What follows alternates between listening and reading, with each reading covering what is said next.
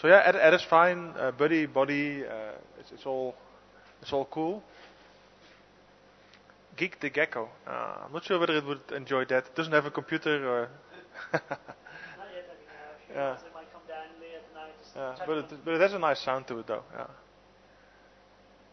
Yeah. Actually, yeah. Speaking about the gecko and naming it, as far as I could see, it was just species-wise, it was a morose tropical house gecko, as far as I could see, which is also from behavior-wise, because that's one actually that you see often inside houses.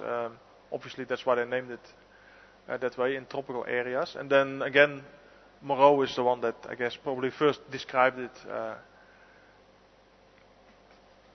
No, it looked to me like a house gecko. That's M's asking that. Um, I'm not sure I've heard of leaf geckos, unless you're referring to leaf-toed geckos, which describes actually the shape of the front of their toes, which is a bit round and looks like a leaf-toed one. But house geckos, I think also the front of the toes are actually quite rounded, so they would fall probably under the leaf-toed geckos category, but that specific species, or there's a couple of them, are named house geckos because of their behavior. Um, yeah, geckos always fascinating. It's just yeah. their feet, their eyes. Yeah, the geckos are fascinating from their feet. I also enjoy looking at their eyes. They have some really amazing eyes. And we also had a question earlier from Bluebird wondering, will there ever be a time when some of the animals here at Juma will be collared and track further movement?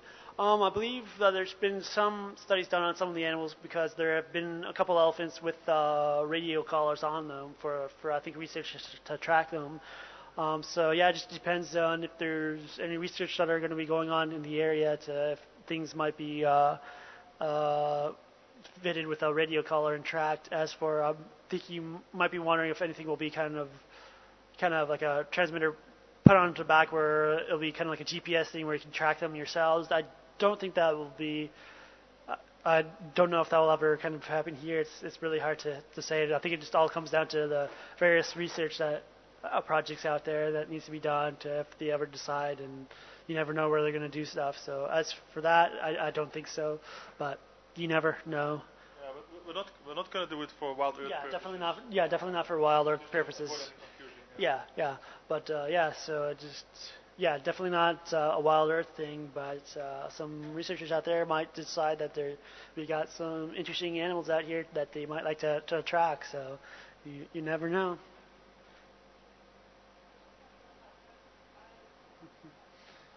Yeah, and it looks like we're coming down to the last little bit of the WeChat. So if you have any last little questions, feel free to ask. Or once again, if you think of anything that you kind of might have forgotten to ask during the chat, like I say, you can always send us questions at finalcontrol@wildearth.tv, or some of us are occasionally in the chat rooms, and if you happen to catch some of us, feel free to ask us then. All right, looks like we had a question coming in on our email. Yeah, people keep on asking about the surprise. Yeah, we'll kind of get that, try and give that a little bit more time. We'll see what happens. We'll see if Graham's going to post a blog about that. But for the meantime, it's going to be be a surprise. And we have a question from Raven wondering if our facilities are air conditioned. The FCC is air conditioned, sort of. Our kind of sliding door, one of the glass panes broke, so it's kind of open area. But that's pretty much it.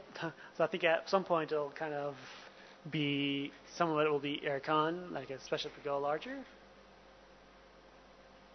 All right, looks like Lady Red has one for Pete.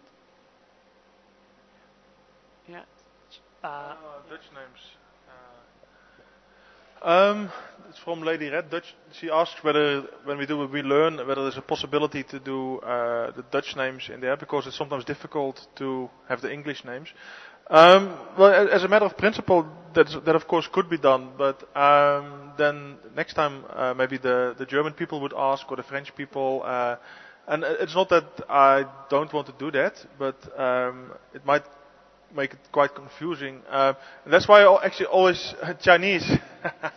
Yeah, that might also be a good idea. That's why I always actually try to put in the scientific names as well. I realize I didn't do that in the last program, but before that. So that basically, especially now with Google and thing, if you type in a scientific name, you can get different names. And what I'm just thinking about it now. I know a website which actually has bird lists in all kind of different languages. Not Chinese, I think, JP, but there's French, English, German, Dutch, lots of other languages, and then you can actually get bird lists, and then you can just select the language that you want it in. What I'll do is either in the next We Learn or somewhere I'll post a link to that website so that you can, once you have the scientific name or even have the English name, you can easily translate it to that in the Dutch or German or French name. But I said putting it actually into the show itself is going to be, then you get screens full of names in all kind of different languages, which I think will actually distract from the whole flow of the program.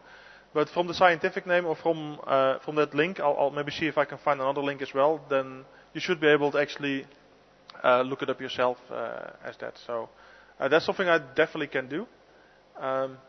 JP, you were joking, but why not? Well, that's not. There's 20% of the world's population is Chinese, so maybe we should. That'll really broaden our appeal to the Asian market, I would think. If we do it in Chinese and in Hindi or something, that gets about 2.5 billion people interested. But I guess with that, before we get now too silly, we should end it. It's past 11 o'clock already, so. I just popped in here a little bit. I enjoyed always just joining Simon in the chat. So for me, it's thanks for watching, and we hope to see you at the afternoon drive for 30 Central African time, and then again, of course, for all our programs. And CP we're manning the desk in the meantime. So goodbye from me, and over to Simon.